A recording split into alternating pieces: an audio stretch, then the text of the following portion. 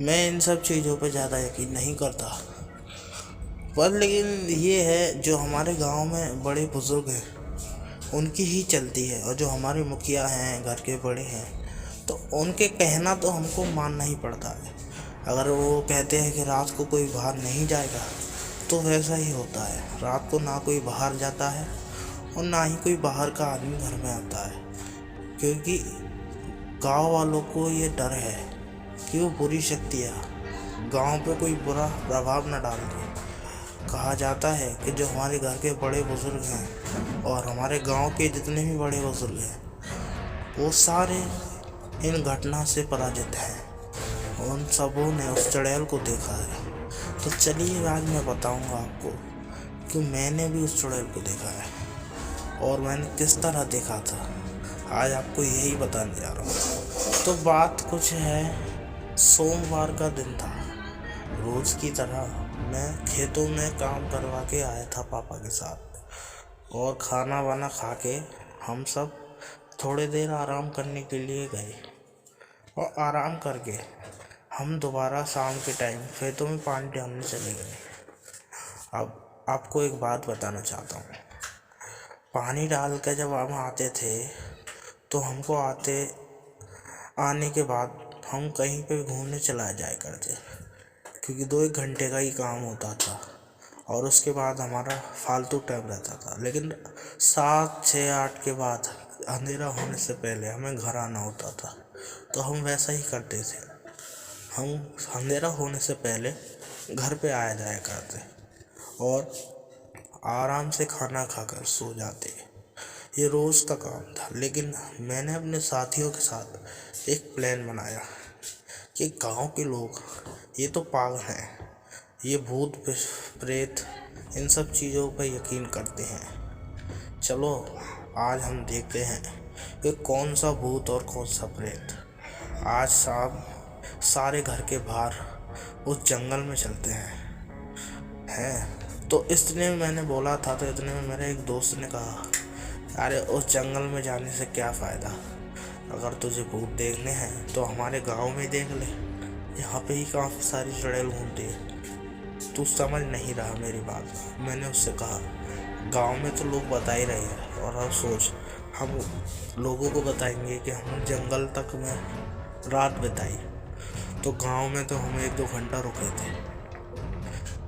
और सोच फिर उसके बाद लोग ऐसे ही यकीन मान लेंगे, अगर भूत होंगे तो वो हमें यहीं रोक लेंगे, जंगल तक हम पहुंच नहीं पाएंगे। तो मेरे कुछ दोस्तों ने पहले तो मना कर दिया, लेकिन मैंने उनको किस तरह मना लिया और उन्होंने बोला और अब दोस्तों सर्दियों का टाइम था, तो सभी लोग जल्दी घर में सो जाया करते थे। वैसे भी गर्मी हो या सर्दी, गांव के लोग ऐसे थे, वो जल्दी ही सोया करते थे। लेकिन घर में वो वैसे जागते रहते, लेकिन वो जल्दी घर का दरवाज़ा बंद करते। करीब 10 या 11 बजे होंगे जब घर के और गांव के सभी लोग सो गए, तो मैं घर से उठ के बाहर जाने लगा। और गांव में किसी के पास मोबाइल वगैरह ज़्यादा नहीं होता, तो हम लालटेन लेके सभी दोस्त एक साथ उस जंगल की तरफ जाने के लिए निकले। लेकिन अभी हमने गांव पार भी नहीं किया था, तो हमको एक पेड़ के पास कोई औरत दिखाई दी। तो मेरा एक दोस्त बोलने लगा, अभी यार देख, कहीं ये वही औरत तो नहीं है जिसकी गांव वाले बोलते हैं। और मेरे किसी और दोस्त ने भी कहा, अबे हाँ, ये वही चुड़ैल है यार, ये हमें मार देगी, चलो वापस चलो चलो। मैंने कहा, क्या तुम सब पागल हो गए हो? हम यही तो देखने आए हैं कि औरत आखिर है कौन और क्यों इस गांव को परेशान कर रही है।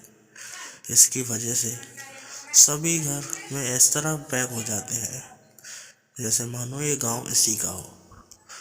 हम आज़ादी से घूम नहीं सकते। चलो आज इसकी खबर लेते हैं। और ये कहकर मैं और मेरे दोस्त आगे बढ़ने लगे उस औरत की तरफ। हम आगे बढ़ ही रहे थे, तभी हमारे कानों में कुछ फुसफुसाने की आवाज़ आई, और वो आवाज़ कुछ इस तरह की थी।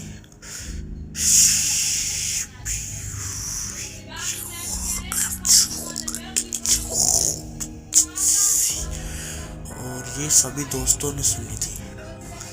तो मैंने सभी दोस्तों से कहा, अरे तुमने कुछ फुसफुसाने की आवाज़ सुनी? तो मेरे दोस्तों ने कहा, हाँ, बहुत ही अजीब सी। तो जैसे ही हमने ये बात पूरी की थी तो इतने में एक भयानक सी आवाज़ आई और हमसे कहने लगी कि तुम क्या चाहते हो? क्या तुम्हें अपनी जान प्यारी नहीं?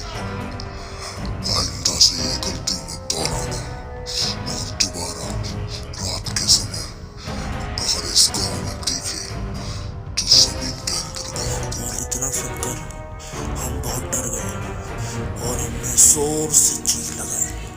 हमारी चीख सुन के गाँव वाले जल्दी से लाठियाँ लेकर आए, लेकिन वो औरत जो थी अब वो वहाँ से गायब थी।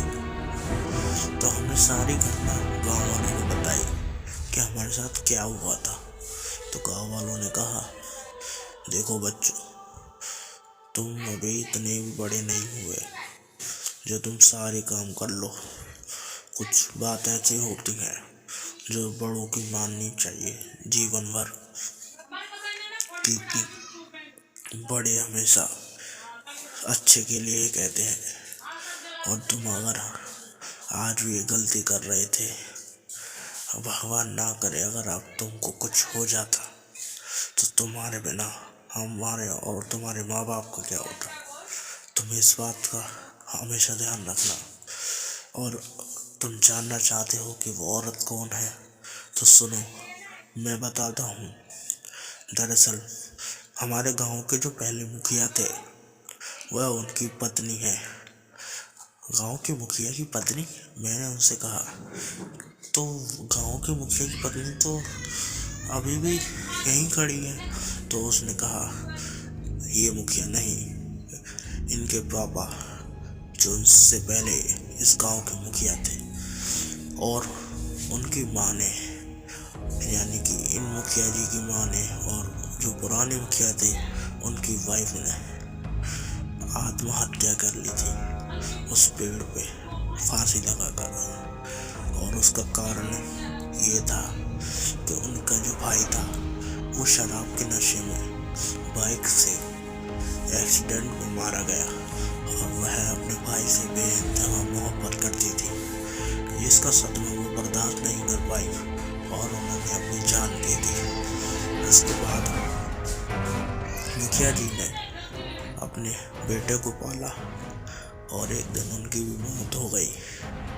लेकिन जो उनका बेटा था उसके ऊपर अब सारी जिम्मेदारी थी और वही आगे जाके इस गांव का मुखिया बना, जो कि आज भी इस गांव का मुखिया है। और उसने भी शादी कर ली और उसके भी घर बस गया। और वो जो औरत है वो हमेशा उस पेड़ के पास यही देखती है कि अगर उसका वो भाई कभी आए तो उससे जरूर मिले, क्योंकि जो उसका भाई था वो हमेशा देर रात आया करता था। इसलिए हम सारे रात को जल्दी सो जाते हैं, क्योंकि वो औरत बेर भले से ही गाँव की है, लेकिन अब वो किसी गाँव वाले को जिंदा नहीं छोड़ेगी। और जो तुमने आवाज़ सुनी थी वो मुखिया जी की आवाज़ थी। उन्होंने तुमको बचा लिया था, नहीं तो आज तुम मारे जाते। वो औरत तुम्हें जान से मार देती। वो तो भला है मुखिया जी का।